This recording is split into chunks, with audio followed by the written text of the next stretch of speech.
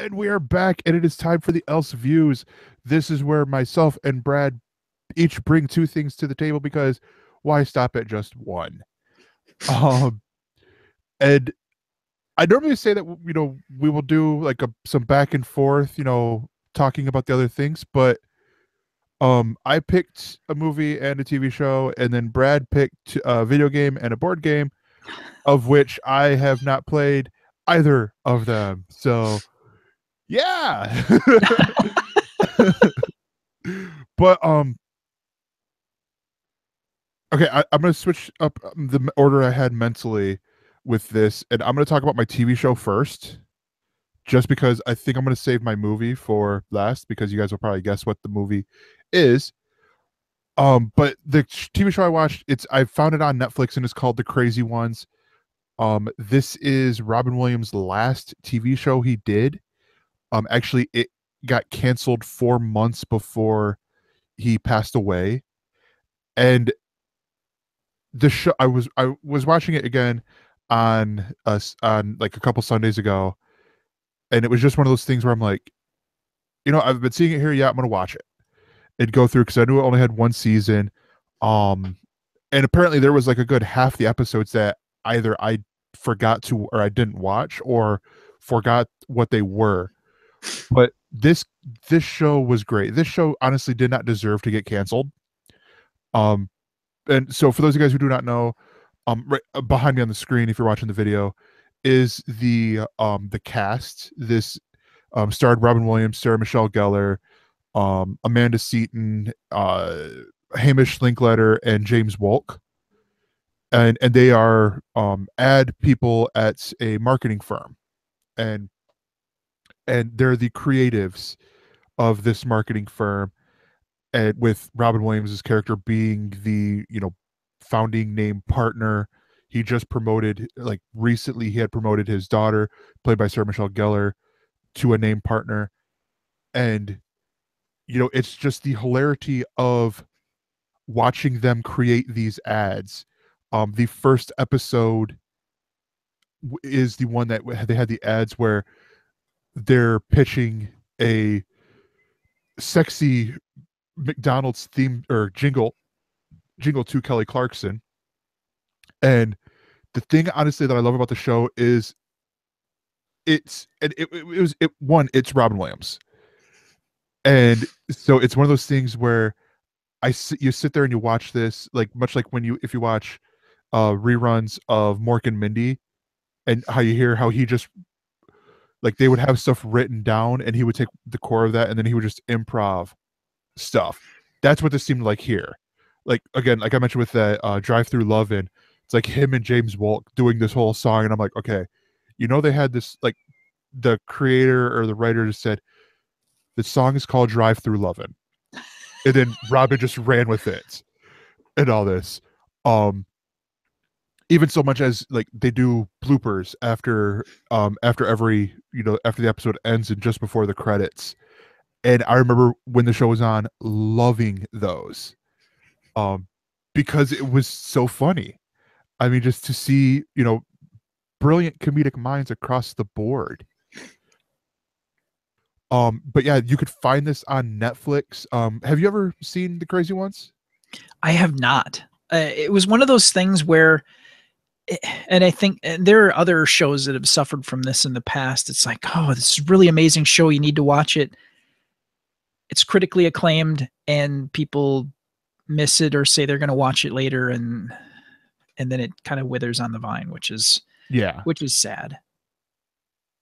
No, yeah, definitely. I mean, it was one of those, it aired originally on CBS during, I think it was 2013, 2014.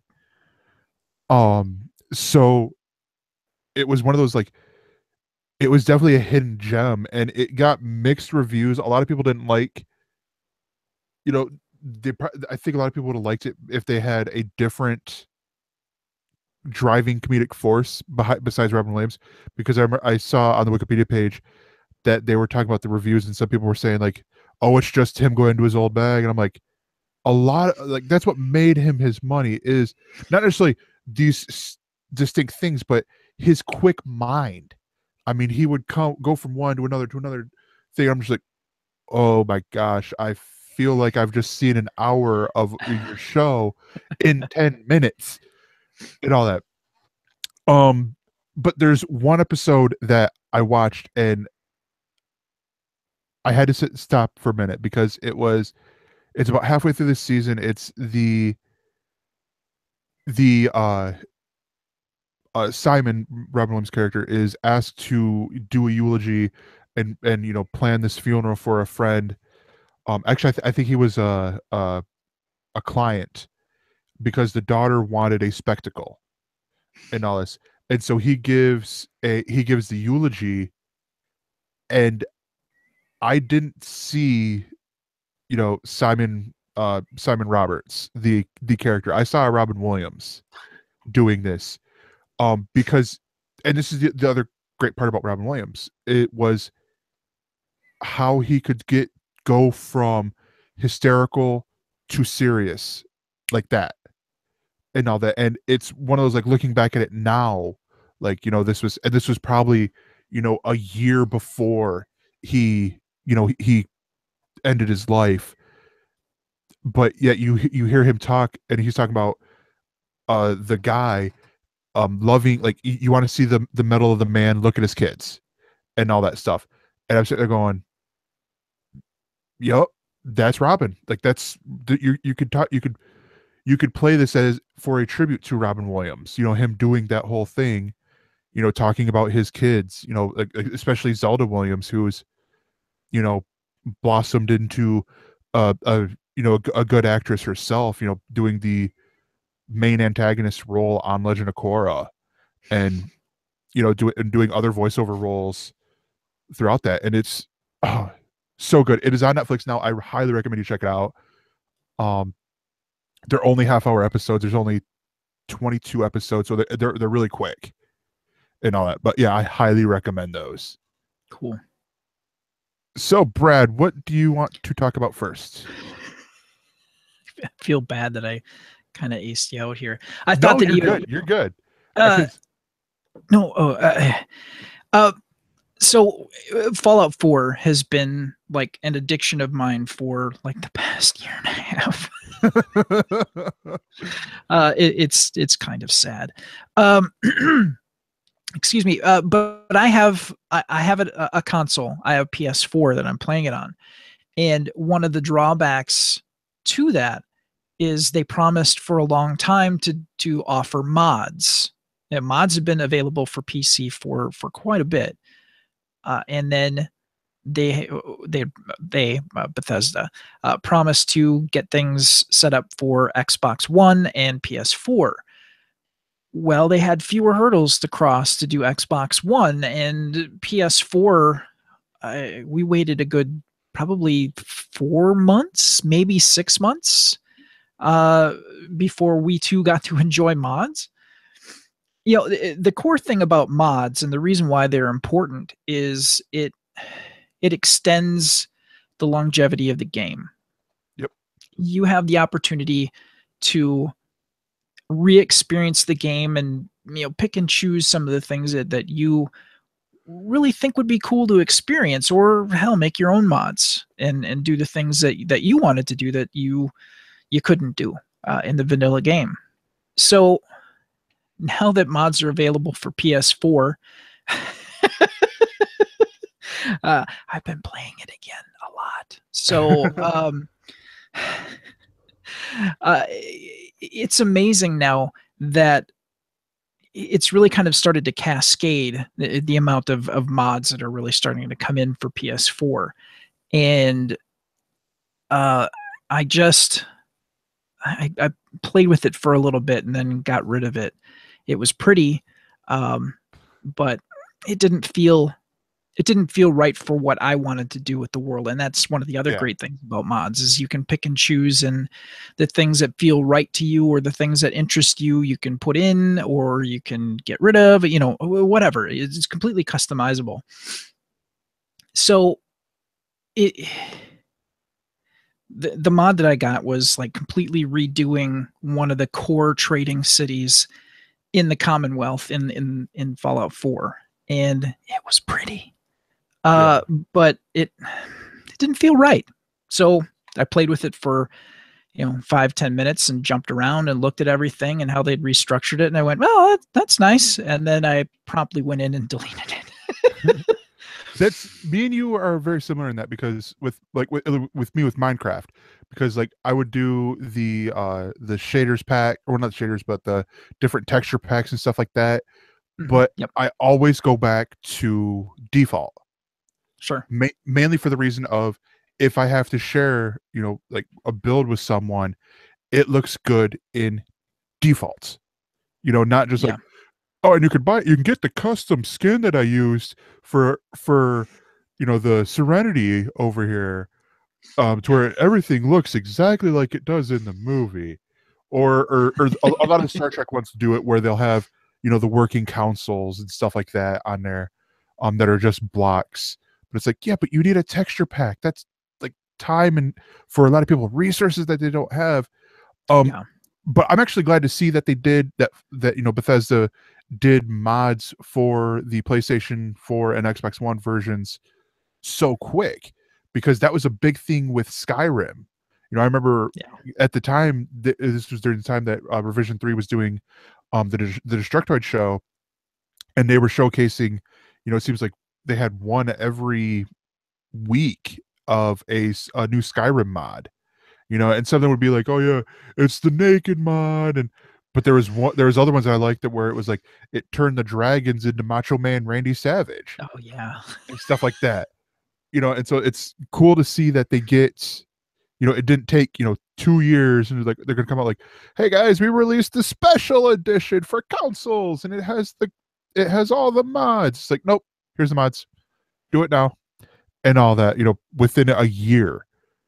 And like because a lot of the things I see are creative mods that I would probably do that. If I already have the game, put it on there, check it out for like 10 minutes, take it off, you know, stuff like that. Like, or, like putting Mario in there into, Fall, or you're playing as Pit Boys, like everyone is a different Pit Boy or stuff like that. I hope that's a mod. If it's not, it should be. But yeah, I mean, so it's pretty exciting, right? Yeah. I wish that I could make mods. But speaking of mods and speaking of Minecraft, we have a lot of game systems. We have the Xbox One, and we got the edition that included Minecraft. Yep. And one of the skin packs that they have is Fallout 4. And you can load up and it generates a world, and it's essentially somewhat like Fallout 4's structure. So, Yeah. and I did that for a little bit, and I didn't save it, but it was just kind of fun to jump around and take a look and see what they were doing with it. So, Oh yeah. And that's the cool part, because with I guess that's the hook for the console versions, because this is, I'm not gonna say I'm a like a PC snob, but I only play Minecraft on the PC, and that's mainly because I have my community of friends that are on there. So it's like, I could, if you have the name of the server, you can go on there, you can see the Avengers Tower that I built, from scratch, only using a mod called Schematica that places a ghost image and tells me this block goes here, this block goes there, there's nothing here, the oh, block goes here, nice.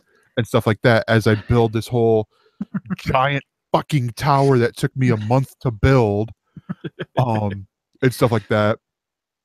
And other creative ideas that I've had, and seeing other people, like there's a guy on there who built the Mass Effect relay in the end where you fight the dragon, and I'm like, Oh, wow. oh, shut the fuck up. Like, he spent like 3 months at least doing that, and I'm like, oh, son of a bitch. Because like I go in there, and I can't even see it all rendered, and I'm like, how are we gonna show this off? You fall off the edge of the world trying to see that thing, dude.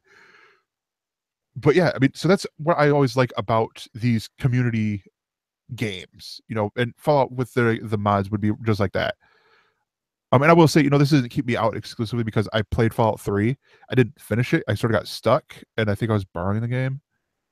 Yeah. But yeah, so no, Fallout 4 is on the list. It's just one of those. I know once I play it, I'm no longer reading comic books. I'm no longer doing podcasts. I'm playing Fallout 4.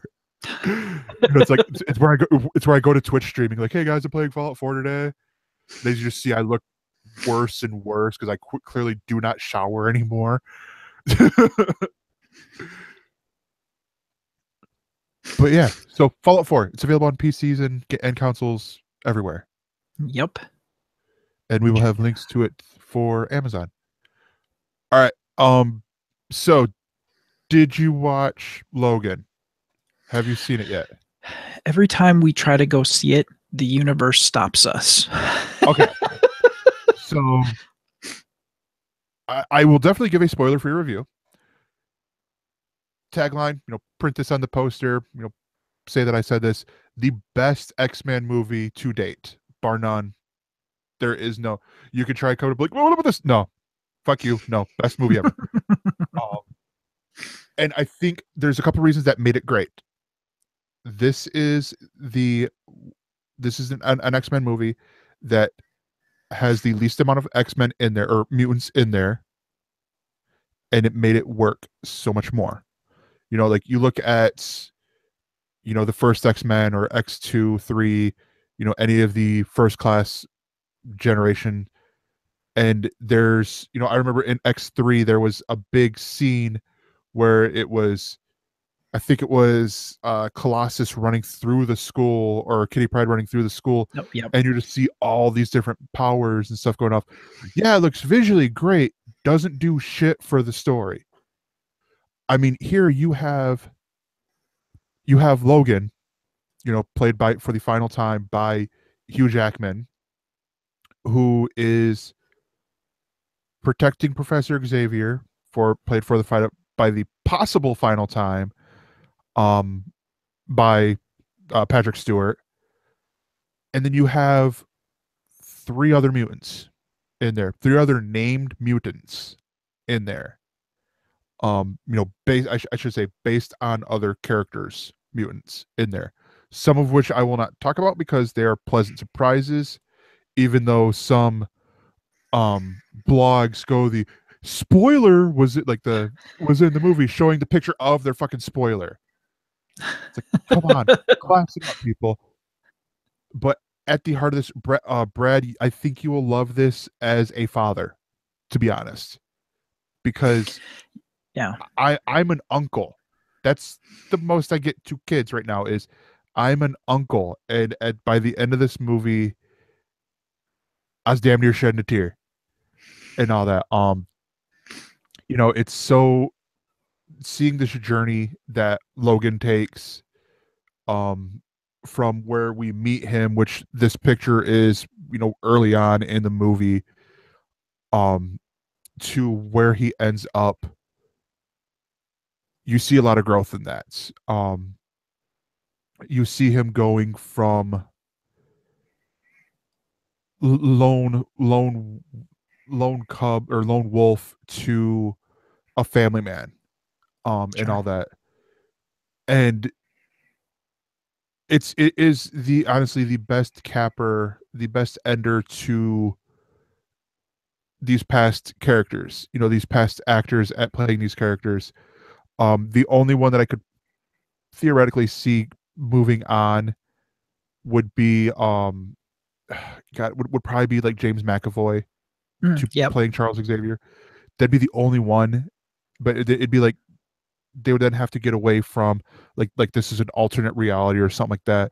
Not really explaining it, like it'd be blog stuff, like, oh yeah, this is an alternate reality. That's why we don't see Jennifer Lawrence as Mystique or um blanking on his name, Michael Fassbender as Magneto Yep. and all that stuff.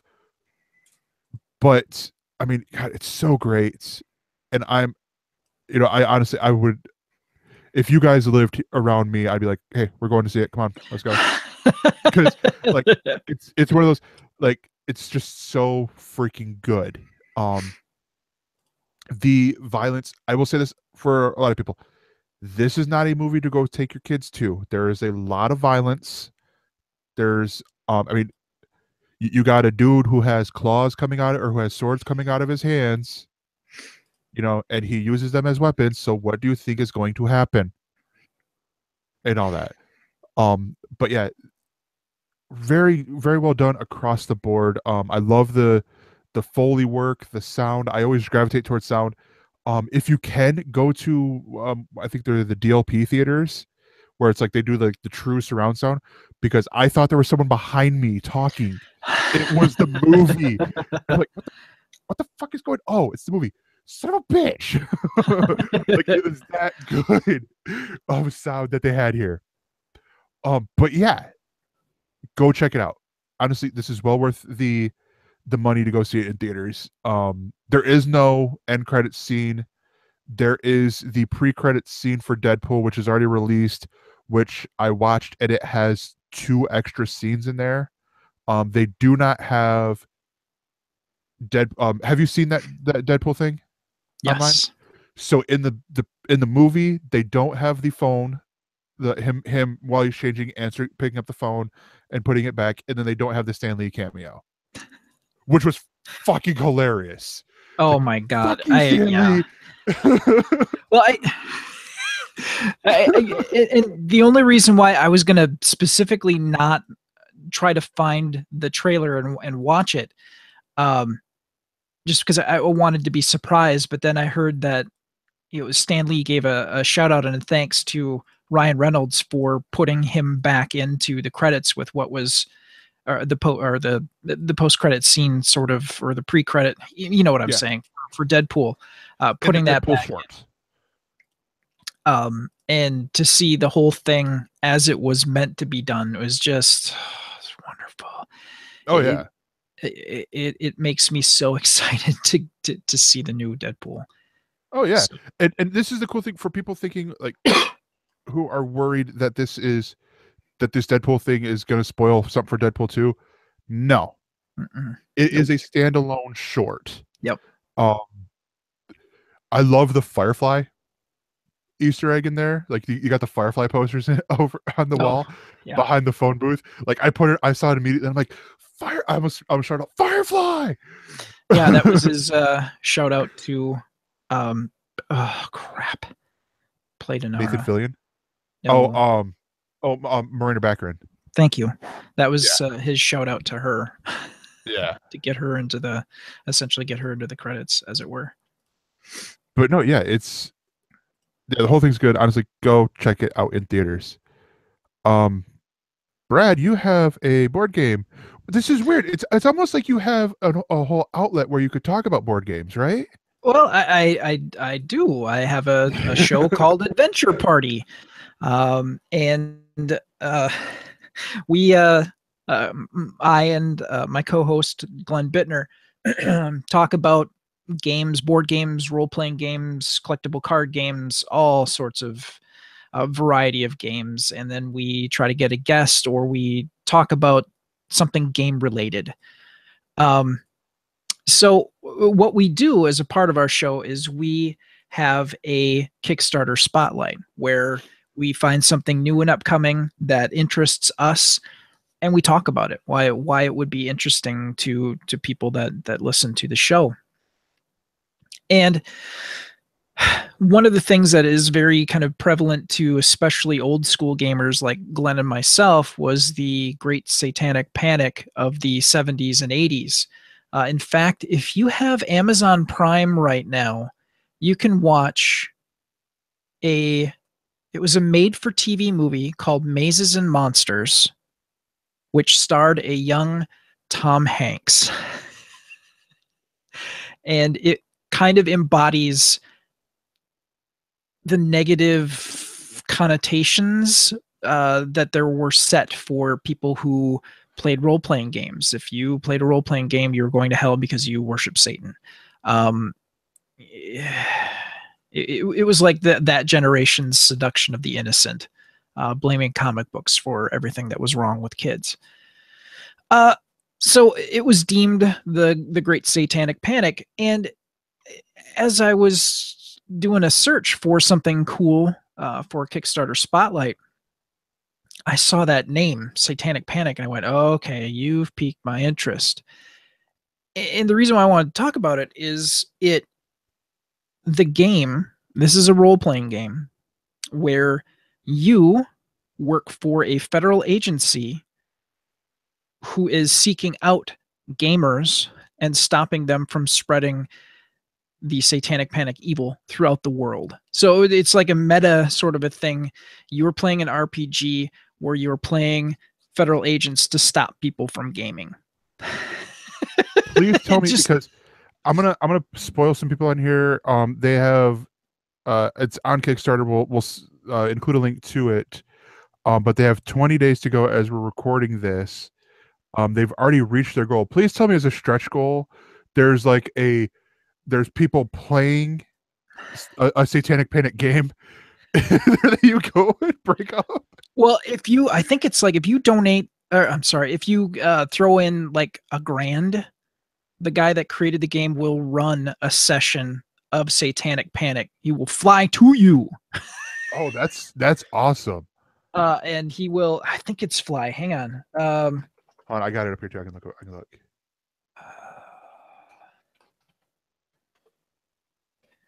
I feel bad. 10,000 is the full Satanic Panic experience. Okay, yeah, it's 10,000. All right. And it's like one of those things where, oh man, you're probably not going to find somebody to throw that out there. Wait, hang on. Wait. I love this whole. I'm going to read this out for people here. This is what I love about Kickstarter goals. No one has done this, but it's $10,000, the full Satanic Panic experience. At this level, I will come visit you and your game group, deliver you each a special edition leather-bound version of Satanic Panic, spend a weekend running it for you, and then report you all to the local authorities for being filthy tabletoppers. Yeah, and God bless him. I hope he does find somebody that to throw in 10 grand to this, because that's beautiful. If I were, just I had $10,000 to just set on fire, I would do that just to say that I've done it. Because that's just awesome. It's like, your audience, the material, where it comes from, and you're pretty sure that the people that are on board for this have a general idea, or they'll do a search for Satanic Panic and find out that there's an actual history to it. And then everybody's in on the joke. So it was really cool to see something like that. And looking at the structure of the game, how they're making this work is just wonderful. And a lot of their stretch goals are like upgrading the quality of the book, the upping the paper quality, upping the cover quality, upping, doing things that don't necessarily mean it could possibly set back the timeline, because they've got to now coordinate and edit and do layout for all this other stuff. So it's really cool to see somebody have that so simple it's brilliant idea and be successful with it. So that's why I want to, if anybody that is an ElseNerd listener, is an RPG player, I would recommend checking this out, because it's so fascinating. I think that they might dig it. And just even reading all the write-up and watching the video that they have for it on Kickstarter to give you an idea of what it's all about is just really cool. It's wonderful. No, yeah, definitely. Yeah, and again, like I said, we will have links to that in our show notes. But yeah, hey Brad, just so you know, you should probably do a show where you talk about tabletop board games. I think you might have something there. There could be a future in that, son. But no, yeah, so that's gonna do it for the ElseViews, and we'll be right back.